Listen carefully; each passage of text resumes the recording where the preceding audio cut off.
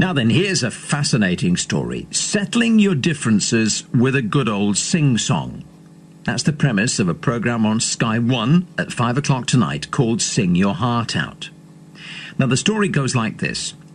There were two families in Oswestry. They were connected in love, a bit like Romeo and Juliet. But the two families couldn't stand the sight of each other. They didn't get on at all. So how do you solve this sort of problem?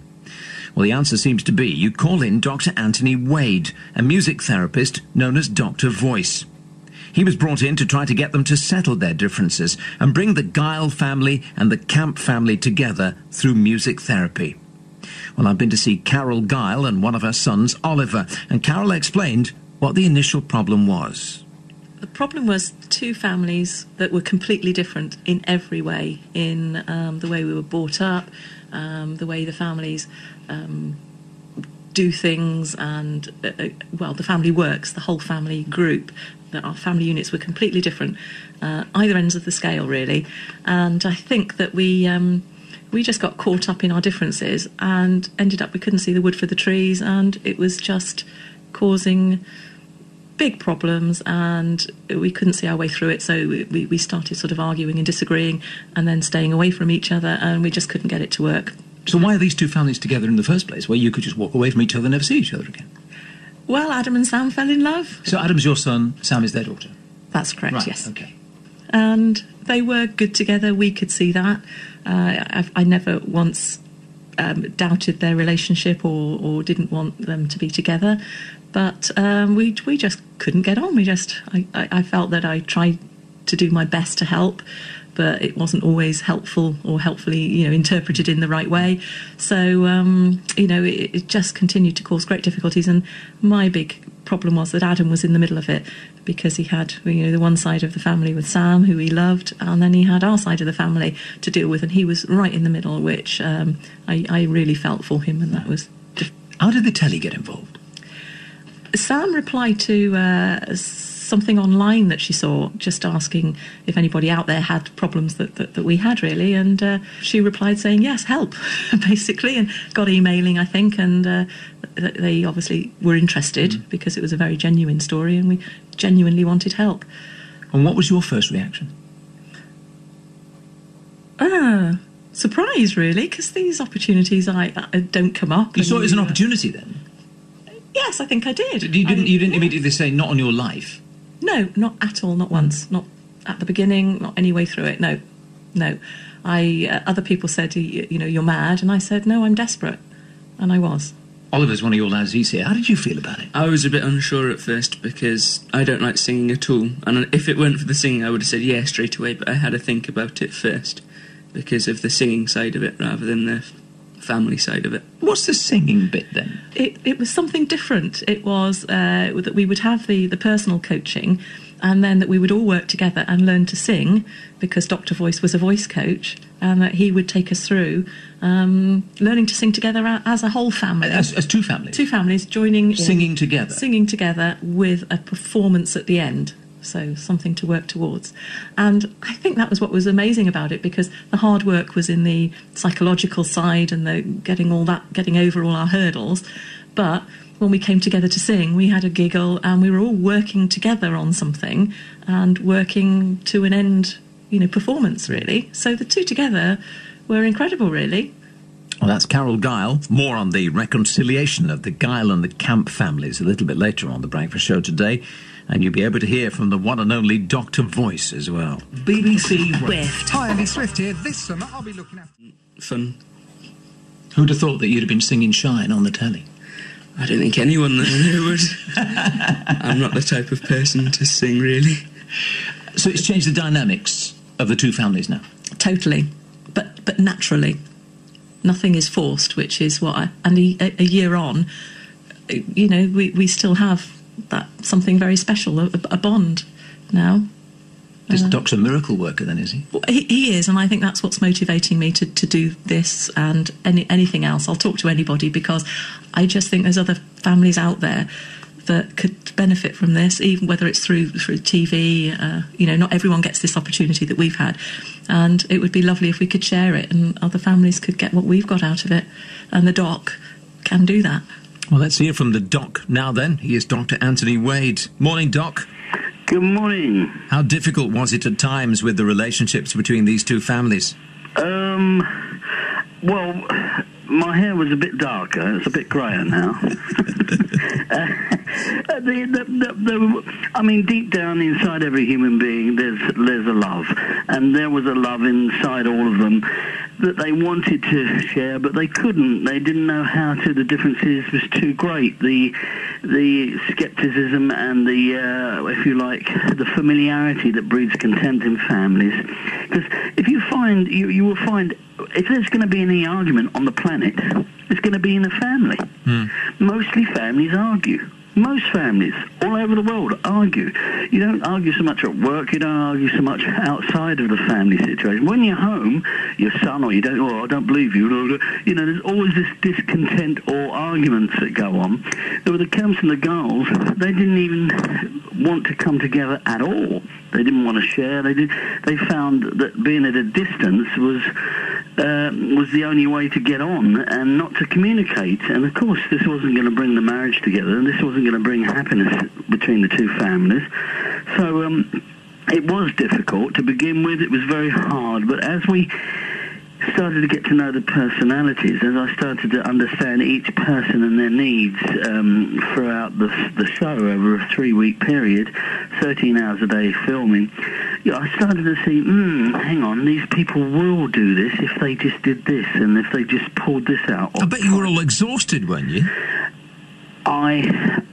Yes. I mean, the last day, I will tell you now, on the last day of filming, there was a time where we're on the last day, ready to film the big reveal where they get up and sing. And all of a sudden, they just, one of them, Sam, didn't want to do it. And then Debbie didn't want to do it. And Carol didn't want to do it. And I thought, oh, my God. And the Sky said, well, there's no programme. If one of them doesn't do it, there's no programme. And then I found that I had to take them in a room and get them all together. And I gave this talk about, look, you cannot be selfish anymore as human beings. You're just about to go on national television, and Debbie, someone will be watching you at home and think, oh, that's me. And millions of people will be watching this and go, oh, that's me. And they'll be relating to you and your story, and you will touch their heart like Rocky. And you would inspire a positive difference to probably millions of people and not even realise you're doing it. Now, when are you going to ever have the chance to do that in this lifetime? In your job, at home, not just your family are you going to bring together, you're going to touch and inspire millions of people potentially. How dare you be so selfish, all of you? How dare you? Now, are you behind me? Are you going to do this? And when they felt that and saw that, and of course the dedication and work we put into it up to that point, they knew they couldn't throw that away, and felt, well, come on, let's go with the doc. So we got them going, yes, feeling it. And you'll see this towards the end of the programme today, you'll see them going, yes. You see me just shouting, yes, but you don't see the big talk I gave them. and then, of course, you see them go out and go on stage and sing their hearts out. It's incredible. And they sang from their souls. It was wonderful. Apart from when it nearly fell apart on the last day, were you confident that it would succeed as you went along then? Didn't have a damn clue. Deep down inside, you put all the processes together, all the knowledge and experience I've got of human beings, because I do what you call an immersion day, where I take a person, a chairman of a company, he would come to me, and the voice he comes in the studio with me is not the voice he leads with. He's totally different, totally changed, and that changes your life. You see, this is all about changing your voice. You change your voice, you will change your life. And I felt the way to change a family would get them to sing and to use their voices on a deeper level, because the larynx is a very close part of who we are. 33% of our body functions is our larynx. And so if we can vibrate that at a different frequency in harmony with each other, this will help you bring a difference and a different rapport with each other. And you will see something different in each other, which is exactly what this family did. I believed that for years, but I didn't know it would work with the family. How did you feel at the end of it all? I was just about to say that. Absolutely knackered. I mean, when it ended, when the show ended, everybody's drinking and cheering, and and I'm in the car. And the taxi, I can't wait to get in the taxi because I'm so exhausted. And as I get in the taxi, all the family around the taxi waving, and about probably about 100 people come out onto the street all shouting, "Dot rocks, Dot rocks," as the car went over the brow of the hill. And I couldn't give a damn whether Dot rocked or not. I just want to get home and put my feet up. You must have been incredibly proud and satisfied then with a job well done. Not for 3 days, till 3 days after. I was absolutely exhausted. I slept for 3 days. I didn't even know who I was for 3 days. It was that heavy work. It was heavy work.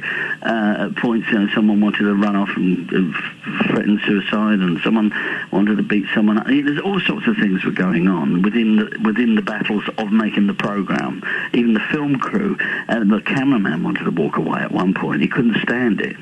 The director I had to sit down and share a little bit of energy with as well, to try and get focused, because it looked like we were losing the show. Every day we were nearly losing the show. So, no, so-and-so don't want to do it now. And we work and work and work. No, so-and-so's opted out now. No, so-and-so's husband won't let her come in now. And it was a bit difficult in that sense. But, yeah, to think that they... What got me was 9 months later when I went and saw them recently, 2 months ago, for a photo shoot, because America looks like they want to do a series. So that's what I was told by Love Productions, potentially. So I went up and had a photo shoot with them, and I couldn't get them to do a before and after photo, meaning I couldn't get them to look miserable. They were so happy. Yeah. I couldn't believe it. That's the gist I got from Carol as well. Doc, it's great to talk to you. Thank you very much for your time this morning, and well done. Thank you. Thank you. Dr. Bye. Anthony Wade. You can see Sing Your Heart Out. Before we leave these families behind in Oswestry there, you've got to hear from Carol Guile now. Remember, the Guile family and the Camp family didn't like each other at all. Then Sam and Adam fell in love, right? The two of them, one on either side of the family, fell in love. So the two of them have got to get on, but they just didn't get on. So music therapist Dr. Anthony Wade was brought in, and he got them singing in the end. He got them singing together, and now they get on so well. So one final word from Carol Guile about the effects of the song they sang together. The song now has changed my perception of the other side of the family. When I hear it anywhere coming on, and even the dun dun dun dun, I get a really warm feeling. I get a big smile on my face, and instead of seeing aggressive faces from the other side of the family, I now see them all smiling, and I hear us all singing, and yes, a great warm happy feeling. That was the song that brought the two families together in the end, with a public performance of Shine by Take That for the Guile family and the Camp family, and we wish them well for the future. You can see all of that on Sky 1 HD tonight. It's called Sing Your Heart Out. It's 5 o'clock tonight on Sky 1 HD. 9:10, BBC Radio Shropshire. Isn't that such a lovely story? It's great, isn't it? Romeo and Juliet without the violence. Yes, wonderful, isn't it? Hey, it makes me feel all warm inside. They didn't like each other at all. They did not get on. No. Well, it's a cracking story.